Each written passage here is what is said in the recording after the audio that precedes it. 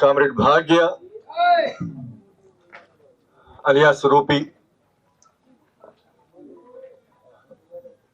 భౌతిక కాయం దగ్గర నిలబడి మనం మాట్లాడుకుంటున్నాం. సుదీర్ఘమైన భారత విప్లవోద్యమ చరిత్రలో చాలా మంది సుప్రసిద్ధమైన నాయకులు, మన అమర కామ్రేడ్స్ చాలా మంది ఉన్నారు, అమరవీరులు చాలా మంది ఉన్నారు. వాళ్ళు ఆయా కాలాల్లో విప్లవోద్యమానికి నాయకత్వం వహించి విప్లవోద్యమాన్ని అనేక మలుపులు తిప్పి ముందుకు తీసుకువెళ్ళి ఆ క్రమంలో వాళ్ళు బలిదానాలు చేశారు. మనకు ఆ చరిత్ర అంతా తెలుసు. అయితే వాళ్ళందరికీ కామ్రేడ్ భాగ్యకు ఒక ముఖ్యమైన తేడా ఉందని నేను అనుకుంటున్నాను. వాళ్ళందరిలో కూడా ప్రతి ఒక్కళ్లకు ప్రత్యేకత, ఓ గుర్తింపు ఉన్నట్టే. ఎందువల్లంటే ఆపరేషన్ కగారు మొదలైన తర్వాత మాత్రమే పరిశీలిస్తే కూడా కామ్రేడ్ బసవరాజు దగ్గర నుంచి, అంటే కేంద్ర ప్రధాన కార్యదర్శి దగ్గర నుంచి అనేక మంది ప్రాణత్యాగాలు చేశారు. అట్లా చూసినప్పుడు కామ్రేడ్ భాగ్య ఆమె జీవితము, ఆమె మరణము మిగతా వాళ్ళందరికంటే చాలా ప్రత్యేకమైంది, చాలా గౌరవంగా చెప్పుకోవాల్సిన విషయం, చాలా చాలా ప్రత్యేకంగా చెప్పుకోవాల్సిన విషయం. ఆమె 2004లో విప్లవోద్యమంలోకి వెళ్ళింది అంటున్నారు, 2004లో లేదా 2005లో వెళ్ళింది అంటున్నారు. అంటే భారత విప్లవోద్యమంలో మావోయిస్టు యుగానికి లేదా మావోయిస్టు దశకు సంబంధించిన నాయకురాలు ఆమె, కార్యకర్త ఆమె. అనేక రకాల స్రవంతులు భారత విప్లవోద్యమంలో కొనసాగుతూ వచ్చి అది మావోయిస్టు ఉద్యమంగా పరిణామం చెందే క్రమంలో, అంటే సరిగ్గా ఒక 2004 నుంచి ఈ రోజు వరకు, అంటే ఒక 21 సంవత్సరం పాటు కీలకమైన, 22 ఏళ్ల పాటు చాలా కీలకమైనటువంటి పాత్ర పోషించింది.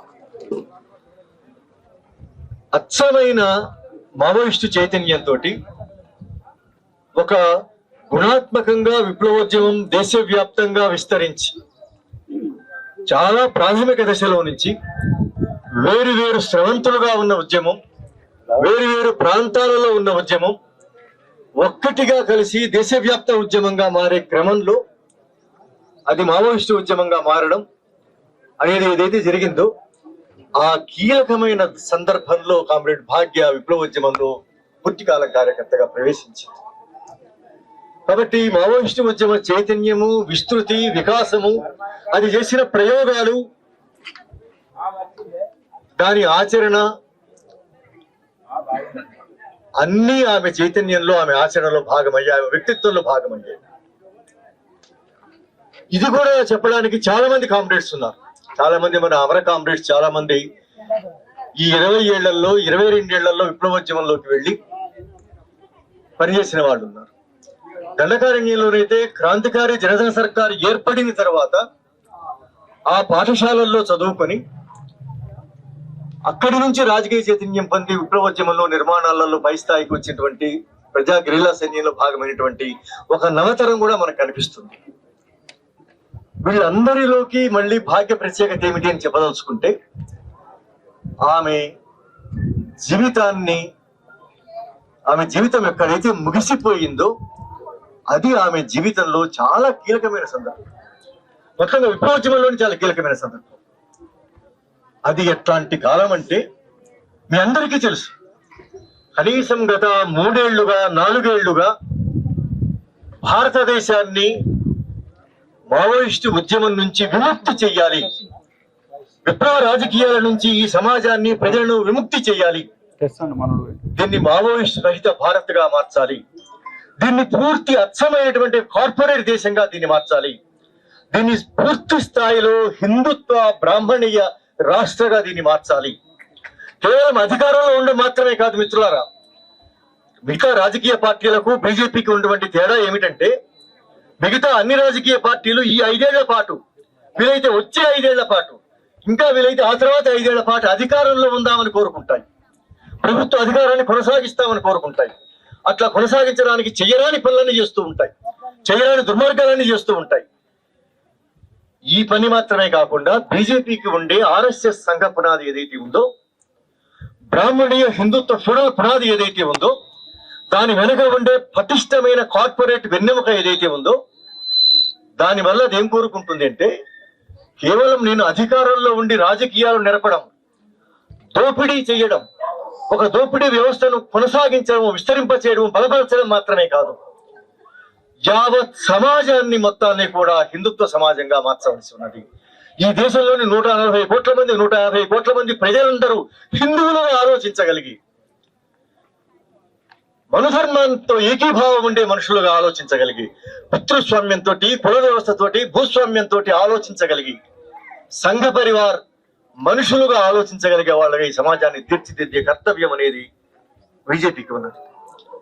దానికి ప్రబలమైన శత్రువుగా మావోయిస్టు ఉద్యమం ఉంది. కాబట్టి మావోయిస్టు ఉద్యమాన్ని నిర్మూలించడం ద్వారా మాత్రమే, దాన్ని తుడిచిపెట్టడం ద్వారా మాత్రమే ఈ సమాజాన్ని కార్పొరేట్ ఇండియాగా మార్చగలము, ఈ సమాజాన్ని ఒక బ్రాహ్మణీయ హిందుత్వ, ఒక హిందూ రాష్ట్రగా దీన్ని మార్చగలము అనేసి సంఘ పరివార్ ప్రభుత్వానికి ఉన్నటువంటి లక్ష్యం, దూరదృష్టి. అందులో భాగంగా గత 3 ఏళ్ల నుంచి 4 ఏళ్ల నుంచి ఒక రకంగా చెప్పాలంటే ఈ 2014 బీజేపీ అధికారంలోకి వచ్చినప్పటి నుంచి మనం చూస్తూ వచ్చామంటే విప్లవోద్యమం మీద పూర్తి స్థాయిలో గత 50 ఏళ్లలో, 56 ఏళ్లలో, 58 ఏళ్లలో అనేక రకాల నిర్బంధాలను, అణిచివేతలను, విద్రోహాలను తట్టుకుని ముందుకు వచ్చినప్పటికీ బీజేపీ అధికారంలోకి వచ్చిన తర్వాత మొత్తంగానే అసలు ఒక రకంగా చెప్పాలి అంటే నేను చాలా సందర్భాల్లో చెప్పాను, ఈరోజు భారత విప్లవోద్యమం మీద, ఆ మాటకు వస్తే భారత ప్రజల మీద జరుగుతున్న యుద్ధం కేవలం భారత రాజ్యం చేస్తున్నది మాత్రమే కాదు, ఈ దేశంలోని కార్పొరేట్ల ప్రయోజనం కోసం ఈ దేశంలో ఉండే బీజేపీ ప్రభుత్వం మాత్రమే చేస్తున్నది కాదు, సంఘ పరివార్ చేస్తున్నది మాత్రమే కాదు, భారత ప్రజలకు నాయకత్వం వహిస్తున్న విప్లవోద్యమం మీద 3 రాజ్యాలు కలిసి దండయాత్ర చేస్తూ ఉన్నది. 1 భారత రాజ్యము, 2 ఇజ్రాయెల్ రాజ్యము, 3 అమెరికా రాజ్యము కలిపి. ఇజ్రాయెల్ సాంకేతికతతోటి, అమెరికా సహకారంతో మొత్తంగా భారత పాలక వర్గాలు విప్లవోద్యమాన్ని నిర్మూలించాలి అని ఒక దుర్మార్గమైన కుట్రపూరితమైనటువంటి ఒక యుద్ధం కొనసాగుతున్నది. ఆ యుద్ధం ఎక్కడి దాకా వచ్చిందంటే, ఇంత పెద్ద ఎత్తున యుద్ధం జరుగుతున్నా కూడా, లక్షల సైనిక బలగాలను మోహరించినా కూడా విప్లవోద్యమాన్ని నష్టపరిచారేమో కానీ, దెబ్బతీశారేమో కానీ దాన్ని నిర్మూలించడం సాధ్యం కాదు అనేసి పాలక వర్గాలకు 4 ఏళ్ల కింద స్పష్టమైంది. వాళ్ళు మావోయిస్ట్ రహిత భారత్ అనే ఆశయాన్ని ప్రకటించుకున్నారు. దానికోసం చేయరాని దుర్మార్గాలు, కుట్రలు, అణచివేత ప్రయోగిస్తూ ఉన్నారు. ఇజ్రాయెల్ని, అమెరికాని ఆసరా తీసుకున్నారు. అయినా సరే విప్లవోద్యమాన్ని నిర్మూలించడం సాధ్యం కాదని పాలక వర్గాలకు 3 ఏళ్ల కిందని, 4 ఏళ్ల కిందని అర్థమైంది. ఈరోజు చాలా మంది మిత్రులు అంటూ ఉన్నారు, ఇంత శక్తివంతమైన రాజ్యాన్ని ఓడించాలని మీరు అనుకుంటున్నారా? అసలు మావోయిస్టు ఉద్యమానికి ఉండే ఆ వ్యూహమే చాలా లోపభూయిష్టమైనది. ఇంత బలీయమైన రాజ్యాన్ని ఎదిరించి నిర్మూలించగలం అనుకోవడంలో ఒక రకమైనటువంటి అతివాదం ఉన్నది, తెలివి తక్కువతనం ఉన్నది చాలా మంది మేధావులు మాట్లాడుతూ ఉన్నారు.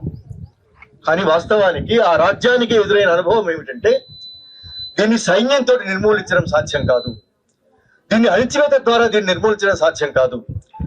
దశాబ్దాల తరబడి మొత్తంగా భారత ప్రభుత్వం గడించిన అనుభవం ఏమిటంటే, నువ్వు మనుషుల్ని చంపగలవు, మనుషుల్ని జైలులో పెట్టగలవు, మనుషుల్ని కరప్ట్ చేయగలవు, బలహీనపరచగలవు, ఒక ప్రాంతాన్ని ఖాళీ చేయించగలవు, కానీ దేశం మొత్తాన్ని ఖాళీ చేయించడం సాధ్యం కాదు.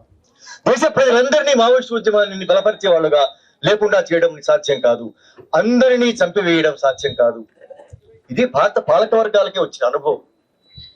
ఈ ప్రత్యేక అనుభవం కలిగిన తర్వాత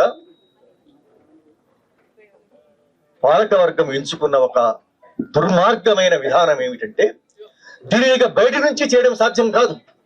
బయట నుంచి ఏమి చేసినా సరే ఒక చోట చంపివేస్తే, ఒకరిని చంపివేస్తే, 10 మందిని చంపివేస్తే, 1000 మందిని చంపేస్తే, దేశంలో 140 కోట్ల మంది ఉన్నారు కాబట్టి, సువిశాల దేశం కాబట్టి, ఇక్కడ కాకుంటే మరొక చోట, అక్కడ కాకుంటే మరొక చోట, వీళ్ళని చంపేస్తే మరొకళ్ళు వచ్చి దాన్ని అందుకొని ముందుకు తీసుకుపోతారు. మొత్తంగానే ఉద్యమాన్ని నిర్మూలించడం ఎప్పుడు సాధ్యమవుతుందంటే, లోపలి నుంచి దీన్ని ధ్వంసం చేయవలసిన అవసరం ఉంది.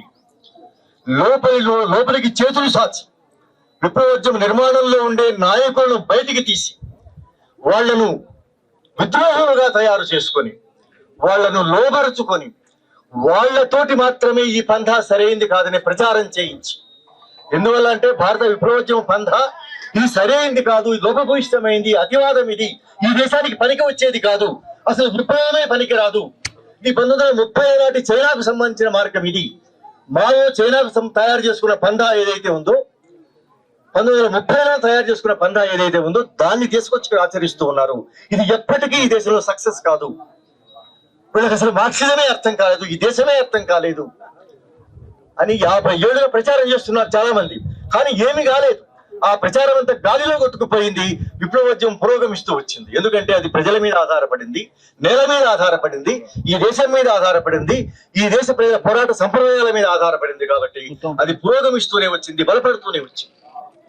అయితే విప్లవం అనేది సాధ్యం కాదు, విప్లవ పంథాయే సరి అయినది కాదు, విప్లవిక చేయడానికి అవకాశం లేదు అనే మాట ఎవరు చెప్పాలి?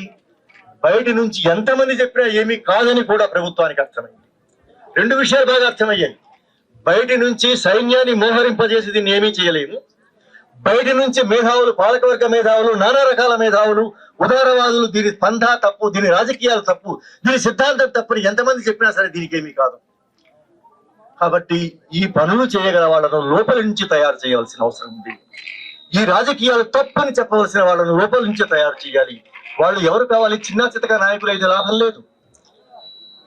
లోపలి నుంచి కేంద్ర స్థాయిలో అధికార ప్రతినిధులుగా ఉన్నటువంటి వాళ్ళని కోవత్తులుగా మార్చుకొని, దొంగలుగా మార్చుకొని, విద్రోహులుగా మార్చుకొని వాళ్ళని చేతిలోకి తీసుకొని వాళ్ళ ద్వారా విప్లవోద్యమం పని అయిపోయింది. ఈ దేశానికి ఈ పంథా పనికిరాదు, ఇక విప్లవం చేయలేము, విప్లవం చేసే పరిస్థితులు లేవు అనే విషయం వాళ్ళతో చెప్పించాలి. అప్పుడు మాత్రమే దీని సైద్ధాంతిక పంథా కుప్పకూలిపోతుంది, దీని నిర్మాణం దెబ్బతినిపోతుంది. విప్లవం చేయడానికి అవకాశం లేని పరిస్థితులు వచ్చాయనేసి పెద్ద ఎత్తున ప్రచారం చేయడానికి అప్పుడు మాత్రమే అవకాశం ఉంటుంది అనేసి పాలక వర్గాలు అనుకున్నాయి. అందుకే చూడండి, మారిన పరిస్థితులలో అనే మాట ఎంత, అది ఒక నుడికారం. ఈరోజు అది ఎంత విద్రోహపూరిత నుడికారం అంటే నిజంగానే పరిస్థితులు నిరంతరమే మారుతూ ఉంటాయి. నిన్నటి కంటే ఈ రోజు ఎండ ఎట్లాగైతే పెరగడము తగ్గడం అయిందో, ఈ రోజు కంటే రేపు ఎట్లాగా మారుతూ ఉంటుందో, ప్రకృతిలో గాని సమాజంలో గాని మార్పులు నిరంతరాయంగా మారుతూ ఉంటాయి. మారడం అనేది ఈ రోజు మాత్రమే వచ్చింది కాదు, ఇప్పుడు మాత్రమే వచ్చింది కాదు. మార్పులు నిరంతరంగా జరుగుతుండే మార్పులను ఒక సిద్ధాంతీకరించి మారిన పరిస్థితులలో విప్లవం చేయలేము, మారిన పరిస్థితులలో వర్గ పోరాటం సాధ్యం కాదు, మారిన పరిస్థితులలో సాయుధ పోరాటం సాధ్యం కాదు, మారిన పరిస్థితులలో ప్రజాయుద్ధం అనేది సాధ్యం కాదు అని ఈ విద్రోహులతో చెప్పించే ప్రయత్నం ఏదైతే మొదలైందో, ఆ ప్రయత్నం మొదలైన తర్వాత ఖచ్చితంగా పాలక వర్గాలు 50 ఏళ్లుగా చేస్తున్న అనేక కుట్రలు, అనేక అణచివేతలు, అనేక అభియాన్లు సాధించని విజయం ఏమిటంటే విప్లవోద్యమ నిర్మాణాన్ని పెద్ద ఎత్తున ధ్వంసం చేయడానికి అవకాశం వచ్చింది. విప్లవోద్యమం గత 6 నెలల కాలంలో, బహుశా గత 56 ఏళ్లలో 58 ఏళ్లలో ఎప్పుడూ నష్టపోనంత 6 నెలల కాలంలో నష్టపోయింది. జనజాగరణ అభియాన్ దగ్గర నుంచి ఆపరేషన్ కగారు దాకా కూడా జరిగిన నష్టాలన్నీ కూడా నిజానికి విద్రోహ ముఠా లోపల నుంచి బయటకు వచ్చిన తర్వాత విప్లవోద్యమానికి నష్టం జరిగింది, విప్లవ నిర్మాణానికి నష్టం జరిగింది. కేంద్ర ప్రధాన కార్యదర్శులు ఆ రోజు చారు మజుందార్ గాని, కామ్రేడ్ బసవరాజు గాని చనిపోయినా, అలాంటి అద్భుతమైన కేంద్ర నాయకులు ఎంతమంది చనిపోయినా, జైళ్ల పాలైనా జరగని నష్టం ఈ 6 నెలల కాలంలో జరిగింది. నిజంగానే ఈ విద్రోహమే జరగకుండా ఉంటే, ఈ విద్రోహ కగారే కొనసాగకుండా ఉంటే, కేవలం సైనిక కగారు మాత్రమే కొనసాగి ఉంటే విప్లవోద్యమం ఇంత దెబ్బతినిపోయేది కాదు. చనిపోయి ఉండేవాళ్ళు చాలా మంది, బలిదానాలు, రక్తపాతం చాలా జరిగేది, చాలా విషాదం జరిగింది, చాలా దుఃఖం కలిగింది. కానీ లోపలి నుంచి ఇంత పెద్ద ఎత్తున విద్రోహం జరిగి, ఇంత పెద్ద ఎత్తున నష్టం జరిగే అవకాశం లేదు. అయితే వాళ్ళు ఈ విద్రోహ కగారిని ప్రారంభించిన తర్వాత, నిర్మాణం అంతా కూడా చెల్లా చెదరైపోయిన తర్వాత, ఇక విప్లవం చేయడానికి, నేల మీద నిలబడడానికి అవకాశమే లేకున్న తర్వాత, యోధులందరూ కూడా ఎవరి దారి వాళ్ళు చూసుకున్న తర్వాత, అందరూ లొంగిపోయామనో, అరెస్ట్ అయ్యామనో, వచ్చేసామనో, విరక్తి కలిగిందనో, ఇక అవకాశం లేదనుకున్నామనో, ఎవరి దారి వాళ్ళు చూసుకున్న తర్వాత అక్కడ కామ్రేడ్ భాగ్య పాత్ర. నేను ఎందుకు ఇంత సుదీర్ఘంగా చెప్పానంటే, కామ్రేడ్ భాగ్యను మనం ఎక్కడ గుర్తిస్తాము? ఆమె పాత్రని, ఆమె చైతన్యాన్ని, ఆమె సంసిద్ధతని, ఆమె నిర్ణయాన్ని. ఎందుకంటే విప్లవంలో కామ్రేడ్స్ అందరి మధ్య ఎన్ని సాధారణ లక్షణాలు ఉంటాయో, అపురూపమైన సాధారణ విలువలు, సాధారణ చైతన్యాలు, సాధారణ సంసిద్ధతలు, ఒక విప్లవ సామూహికమైనటువంటి ఒక స్వభావం ఎట్లాగైతే ఉంటుందో కామ్రేడ్స్ మధ్య, ప్రతి కామ్రేడ్స్ కు తనదే అయిన సొంత వ్యక్తిత్వం ఉంటుంది, సొంత ఆలోచన ఉంటుంది, సొంత నిర్ణయం ఉంటుంది, సొంత సంసిద్ధత ఉంటుంది. వాళ్ళ ముందు కాలం ఒక పరీక్ష పెడుతుంది. ఆ పరీక్ష పెట్టినప్పుడు వాళ్ళ పరీక్షకు తగినట్టుగా నిర్ణయం తీసుకోవడానికి సిద్ధమయ్యారా లేదా అనేది చరిత్రలో వాళ్ళ స్థానాన్ని నిర్ణయిస్తుంది. ఆమె భాగ్యం ముందు చరిత్ర ఏం సవాల్ పెట్టిందంటే, అమ్మా, నీకు నాయకులైన వాళ్ళు, నిన్ను ప్రేరేపించిన వాళ్ళు, నీ ముందు తరం వాళ్ళు, నీ తర్వాతి తరం వాళ్ళు, నీ 22 ఏళ్ల విప్లవోద్యమ జీవితంలో నీ ముందు వెనక ఉన్న వాళ్ళందరూ అద్భుతమైన నాయకులందరూ అమరులైపోయారు. అనేక మంది జైళ్ల పాలయ్యారు. అంతకు మించి ఎక్కువ మంది పారిపోయారు, రకరకాల దారులలో నుంచి పారిపోయారు, వెళ్ళిపోయారు, అరెస్టులయ్యారు. మరి నువ్వేం చేస్తావు అని కాలం ఆమెకు ప్రశ్న వేసింది, చరిత్ర ఆమెకు ఒక ప్రశ్న వేసింది. ఆమె భాగ్య ఎంత సాహసవంతురాలంటే, నిజానికి దాన్ని సాహసం అని చెప్పడం కూడా కుదరదు. సాహసం అన్నామంటే సాహసాలు చాలా సార్లు చైతన్యం లేకుండా కూడా సాహసాలు చేస్తాం. ఎంత చైతన్యవంతమైన కాలానికి అనుగుణంగా ఈ కాలంలో, ఈ టైంలో ఏ నిర్ణయం విప్లవాత్మకం అవుతుంది, ఏ నిర్ణయం తీసుకుంటే అది మాత్రమే విప్లవానికి దోహదం చేస్తుంది అనే విషయంలో ఆమెకు అపారమైన స్పష్టత ఉంది. నేను ఎప్పుడూ చూడని, నాకెప్పుడూ తెలియని భాగ్య ఆమె సైద్ధాంతిక జ్ఞానం ఏమిటో నేను చెప్పలేను. కానీ విప్లవంలో సైద్ధాంతిక జ్ఞానం అనేది రుజువు అయ్యేది ఎక్కడ అంటే, పాండిత్యం అనేది నిరూపణ అయ్యేది ఎక్కడ అంటే, ఒక సంక్లిష్టమైన స్థలకాలాలలో ఒక ప్రశ్న నీ ముందుకు వచ్చినప్పుడు విప్లవానికి అనుగుణమైన నిర్ణయం నీవు తీసుకుంటావా లేదా అనేది సమగ్ర పాండిత్యాలకు, శాస్త్రాలకు, సిద్ధాంతాలకు సంబంధించిన సారభూతమైన అంశం.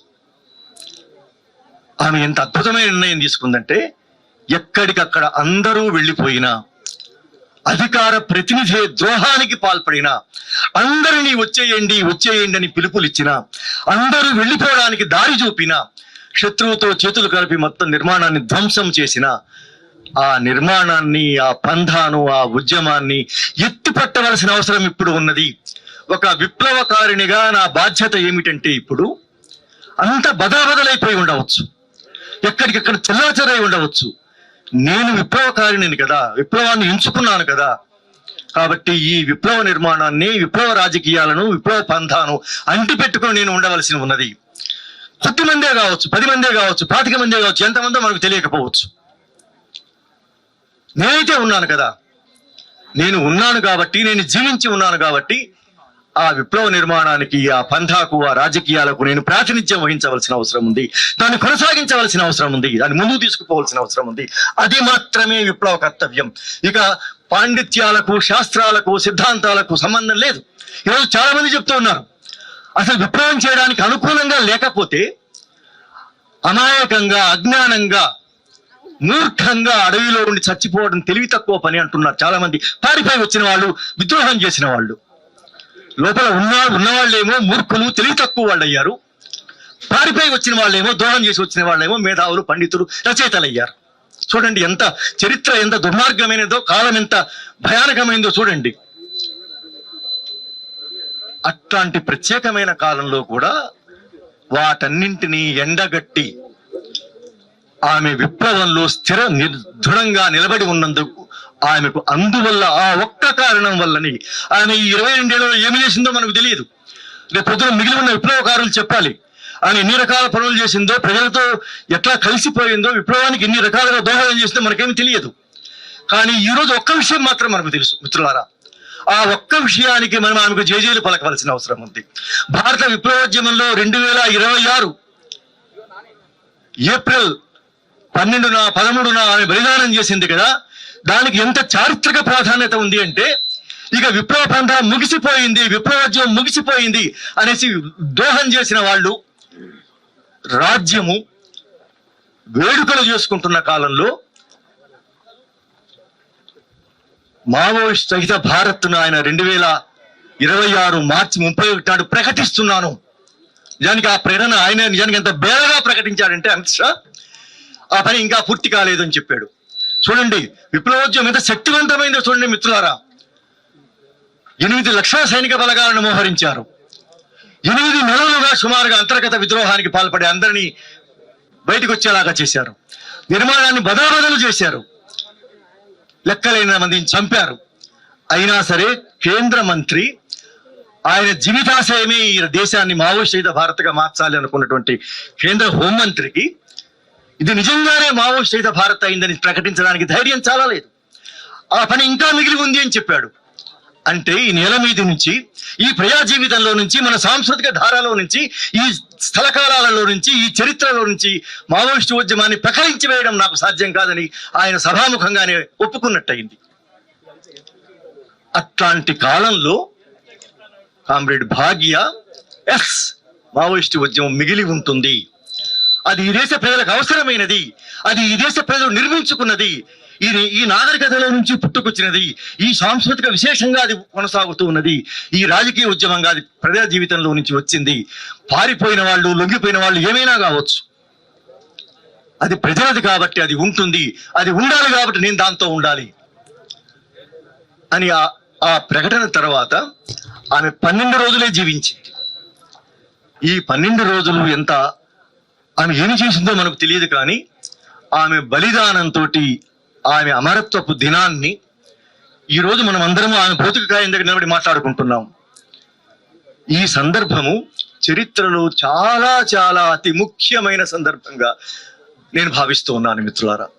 కేవలం అనేక మంది మనం అమరవీరులకు శిరస్సు వంచి మనం నివాళి ప్రకటించాం. అందరూ మనకు సమానమే, గౌరవనీయులే. అందరి ప్రత్యేకతని మనం గుర్తిస్తాం. అందులో భాగంగా కామ్రేడ్ భాగ్య రూపీ ప్రత్యేకత మనం గుర్తించాలంటే ఆమె ఎప్పుడు, ఎక్కడ, ఏ నిర్ణయం తీసుకొని, ఏ చారిత్రక సందర్భంలో ఆమె బలిదానం చేసిందో ఆ రక్త తర్పణకు ఉన్న విలువ ఉంది కదా, అది అజరామరమైంది అని మనం ఆమె నివాళి ప్రకటించవలసిన అవసరం ఉంది. అది ఎట్లాంటిదంటే అది ఎంత విలువైనది అంటే మిత్రులారా, ఇక అందరూ అంటున్నారు కదా అయిపోయింది ఇక విప్లవోద్యమం పని అంటున్నారు కదా. ఆమె తన ప్రాణాన్ని బలిపెట్టి మనకు ఇవ్వదలుచుకున్న సందేశం ఏమిటంటే, మనలాంటి వాళ్లకు, విప్లవాభిమానులకు, ప్రజా ఉద్యమ ప్రేమికులకు ఆమె ఇస్తున్న సందేశం ఏమిటంటే, అక్కడ ఆమె భౌతిక కాయం మనకిస్తున్న సందేశం ఏమిటంటే, మిత్రులారా విప్లవోద్యమం ముగిసిపోలేదు. నేను చనిపోయాను కావచ్చు, బహుశా ఇంకా మరికొద్ది మంది ఏమైనా చనిపోతారు కావచ్చు, కానీ మీరందరూ మిగిలి ఉన్నారు కదా, ఈ దేశ ప్రజలంతా ఉన్నారు కదా, దేశమంతా ఉన్నది కదా. ఈ దేశంలో భాగమైన విప్లవోద్యమాన్ని ఎవ్వరూ పెకలించలేరు, నిర్మూలించలేరు, దాన్ని తుదముట్టించలేరనే ఆశయాన్ని ఆమె అక్కడ ప్రకటిస్తూ ఉన్నది. ఆ సందేశాన్ని ఆమె అక్కడ మనకిస్తూ ఉన్నది. అది కామ్రేడ్ రూపీ వ్యక్తిత్వంలోని విశిష్టత, అద్భుతమైనటువంటి సందర్భం. ఆమె మరణం ఎంత విషాదకరమో నిజానికి. గత 6 నెలలు, మిత్ర ఒక్క మాట చెప్పి ముగిస్తాను. గత 6 నెలలుగా మనమందరము తీవ్రమైన వేదనకు గురయ్యాం. అనేక రకాల నిరాశలకు, దుఃఖాలకు, వేదనలకు గురయ్యాం. అనేక మంది అద్భుతమైన కామ్రేడ్స్ ప్రాణత్యాగాలు చేశారు. చాలా విషాదకరం. విప్లవ నిర్మాణమే నిజానికి చాలా దెబ్బతినిపోయింది. చాలా బాధాకరం. కానీ మనకు చరిత్ర పట్ల నమ్మకం ఉంటే, అమరవీరులకు శిరస్సు వంచి నివాళి ప్రకటించడం అంటే ఒకానొక మనిషికి మనం సలాం చేయడం కాదు. చాలా గొప్ప వ్యక్తులు, అనుమానం లేదు. మన కామ్రేడ్స్ అందరూ చాలా గొప్ప మానవులు, అనుమానం లేదు. మనం ఒక వ్యక్తికి నివాళి ప్రకటించడం కాదు, ఒక చారిత్రక దృక్పథానికి, భవిష్యత్ ఆశకు, చరిత్రలో జరగబోయే పరిణామాలను ముందస్తుగా ఊహించి తప్పనిసరిగా ఇది ఒక తీవ్రమైన వెనుకబాటే, వెనకడుగే, ఇది పెద్ద కల్లోలమే, ఇది పడిపోవడమే, ఇది కానీ ఇది లేచి నిలబడుతుంది. ఇది లేచి నిలబడుతుందనే ఆశతోటి ఆమె కానీ, ఆమె లాంటి వాళ్ళు కానీ మావోయిస్ట్ రహిత భారత్ అనే లక్ష్యం ప్రభుత్వం పెట్టుకున్నప్పటికీ దానికి తలవంచకుండా, అంటే ఆమె రెండింటికి తలవంచలేదు మిత్రులారా. అత్యంత దుర్మార్గమైన, పాశవికమైనటువంటి భారత రాజ్యానికి తలవంచలేదు. అమిత్ షా పదే పదే చెప్తూ వచ్చాడు, లొంగిపోండి లేదా చచ్చిపోండి అనేసి. చచ్చిపోతానేమో కానీ లొంగిపోను అని చెప్పింది. అంటే భారత రాజ్యాన్ని ధిక్కరించింది ఆమె. అది మొదటి విషయం. రెండవది, విద్రోహ నాయకుడు ప్రతిరోజు చెప్తూ వచ్చాడు, మీరు వచ్చేసేయండి, చచ్చిపోకండి. చాలా మంది అద్భుతమైన కామ్రేడ్స్ చనిపోయినప్పుడు బయటికి వచ్చి ఉంటే, మాలాగా బయటికి వచ్చి ఉంటే బతికి ఉండేవాళ్ళు అన్యాయంగా చచ్చిపోయారని దొంగ కన్నీళ్లు గార్చాడు. అట్లాంటి పిలుపులు కూడా ఆమె స్పందించలేదు. ఈ రెండును ధిక్కరించింది, రాజ్యాన్ని ధిక్కరించింది, విద్రోహాన్ని ధిక్కరించింది. ఆమె ప్రజల మీద, చరిత్ర మీద, రాబోయే సమాజం మీద ఆమెకు అపారమైనటువంటి నమ్మకం ఉన్నది. విషయం ఏమిటంటే, పాండిత్యాలు చాలా వెలగబెడతాం మనం, కానీ సారం ఏమిటంటే, ఒక విప్లవ సంక్షోభ కాలంలో ఏ వైఖరి తీసుకున్నాము, ఏ వైఖరి చరిత్రలో కొనసాగుతుంది, ఏ వైఖరికి భవిష్యత్తులో జీవితం ఉంటుంది, భవిష్యత్తు కొనసాగే లక్షణం ఏ వైఖరికి ఉంటుంది అనేది తెలుసుకోవడమే విప్లవ శాస్త్రానికి సంబంధించిన సారం. కామ్రేడ్ రూపి ఏమి చదువుకుందో నాకు తెలియదు, కానీ ఆమె విప్లవ శాస్త్రాన్ని, చరిత్రను, ఆగామి విప్లవాన్ని, రాబోయే విప్లవాన్ని, ఈ ఆటుపట్ట నుంచి అది లేచి నిలబడి తిరిగి మళ్ళీ అది విస్తరిస్తుంది అనే ఒక చారిత్రక ఆశావాదాన్ని ఎంత పుణికిపుచ్చుకున్నదంటే, తన ప్రాణాన్ని బలిపెట్టి అయినా సరే ఈ సత్యాన్ని ప్రూవ్ చేయాలి. ఎందువల్లంటే సత్యాలు చాలాసార్లు సత్యాలే కావచ్చు, కానీ చరిత్రలో ప్రతి సత్యాన్ని, ప్రకృతిలోని సత్యాన్ని మనం రుజువు చేయనక్కర్లేదు. ఎండ వస్తుంది, మన ఒళ్ళు కాలుతుంది, నిప్పు ముట్టుకుంటాం, కాలుతుంది. చరిత్రలోని సత్యం, ప్రకృతిలోని సత్యాలు నిరూపించవలసిన అవసరం లేదు, వాటికి అవే నిరూపణ అవుతూ ఉంటాయి. కానీ సమాజంలోని, చరిత్రలోని సత్యాలను పదే పదే నిరూపించవలసిన అవసరం కూడా ఉంటుంది. మళ్ళీ విప్లవం వస్తుంది, విప్లవోద్యమం తిరిగి మళ్ళీ లేచి నిలబడుతుంది అనే సత్యాన్ని, ఇది చారిత్రక సత్యం, ఈ సత్యాన్ని ఊరక చెప్తే లాభం లేదు, ఈ సత్యాన్ని నిరూపించవలసిన అవసరం ఉంది. ఆ సత్యాన్ని నిరూపించడం కోసమే ఆమె ఒక నిర్ణయం తీసుకుంది. ఆ నిర్ణయంలో భాగంగా ఆమె బలిదానం చేసింది. కాబట్టి ఈరోజు మారిన పరిస్థితులు అనే పేరుతో అదొక సిద్ధాంతంగా తయారు చేసి, అదొక నుడికారంగా తయారు చేసి, ఇక విప్లవానికి అవకాశం లేదనేసి ఈ స్థలంలో నుంచి, కాలంలో నుంచి, చరిత్రలో నుంచి విప్లవాన్ని ప్రకలించి వెయ్యాలని పాలక వర్గాలు ప్రయత్నం చేస్తున్నాయి. ఈ విద్రోహ నాయకుడు ప్రయత్నం చేస్తూ ఉన్నాడు. చాలా మంది ప్రయత్నం, మారిన పరిస్థితులు మరి అందరూ వాడుతూ ఉన్నారు. చిత్రం ఏమిటంటే, అనేక రకాలుగా బయటకు వచ్చిన వాళ్ళందరూ కూడా మారిన పరిస్థితులు అనే మాట వాడడం ఒక వ్యసనంగా మారిపోయింది. దాని అర్థం ఏంటో తెలియదు, దానికి ఇచ్చిన అర్థం ఏంటో తెలియకుండా అందరూ, అనేక రకాలుగా బయటకు వచ్చిన వాళ్ళందరూ కూడా మారిన పరిస్థితులు అనే మాట వాడుతున్నారు. ఇంతకు ఏ పరిస్థితి మారింది? సైద్ధాంతికంగా ఏమిటది? దాని అర్థం ఏమిటి? ఈ మారిన పరిస్థితులు ఈ రోజుకి ఈ రోజే పుట్టుకొచ్చాయా? ఈ మారిన పరిస్థితులు నిరంతరాయంగా మారుతూ వస్తాయి, గుణాత్మకంగా మారుతూ ఉంటాయి. వాటన్నింటినీ విప్లవానికి అనుకూలంగా ఎట్లా మార్చవలసి ఉంటుంది. ఒకవేళ ఈ రోజుకి ఈ రోజు వాటన్నింటినీ మార్చడానికి, చేతులోకి నువ్వు తీసుకోవడానికి సాధ్యం కాకపోతే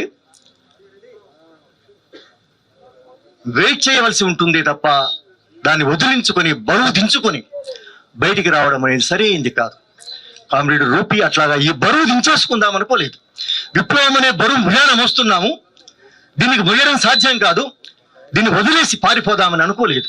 అందుకు ఆమెకు మనం నివాళి ప్రకటించవలసిన అవసరం ఉంది.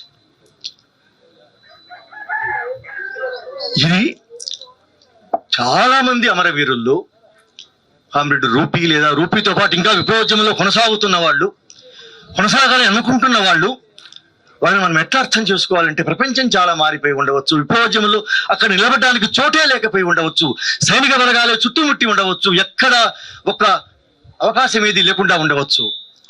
అయినా సరే మనకు వ్యక్తిగతంగా ఈరోజు, ఈ క్షణం, ఈ పూట ఈ అననుకూలత వచ్చి ఉంటుంది, కానీ చరిత్రలో విప్లవానికి అలాంటి స్థితి కాదు, సైద్ధాంతికంగా కాదది. విప్లవానికి సైద్ధాంతికంగా పూర్తి అవకాశాలు ఉన్నాయి, అనుకూలతలు ఉన్నాయి. స్థూలంగా భారతదేశ చరిత్రకు విప్లవంలో అవకాశాలు ఉన్నాయి, అనుకూలతలు ఉన్నాయి. మనం ఇబ్బంది పడవచ్చు, వ్యక్తిగతంగా ఇబ్బంది పడవచ్చు, ఒక నిర్మాణంగా ఇబ్బంది పడవచ్చు. వీటన్నింటినీ అధిగమించి అయినా సరే, అవసరమైతే బలిదానం చేసి అయినా సరే ఈ సత్యాన్ని నిరూపించవలసిన అవసరం ఉంది. కాబట్టి సత్యాన్ని నిరూపించడం కోసం ప్రాణత్యాగం చేసినటువంటి కామ్రేడ్ రూపి ఈ కాలంలో, ఈ సందర్భంలో 2026 మార్చి 31 తర్వాత కొత్త యుగం మొదలైంది, కొత్త దశ మొదలైంది అని చాలా మంది వేలంవేరీగా మాట్లాడుతూ ఉన్నారు. ఈ వేలంవేరీ సిద్ధాంతకారులు ఎవరైతే ఉన్నారో వాళ్ళందరూ పెచ్చరిల్లి మాట్లాడుతున్న ఈ సమయంలో విప్లవానికి ఇంకా అవకాశం ఉంది, విప్లవానికి ఎప్పటికీ అవకాశం ఉంటుంది అని చెప్పడం కోసం నెత్తురుధార పోసిన కామ్రేడ్ రూపికి వినమ్రంగా శిరస్సు వంచి జోహార్లు చెబుతూ ముగిస్తున్నాను.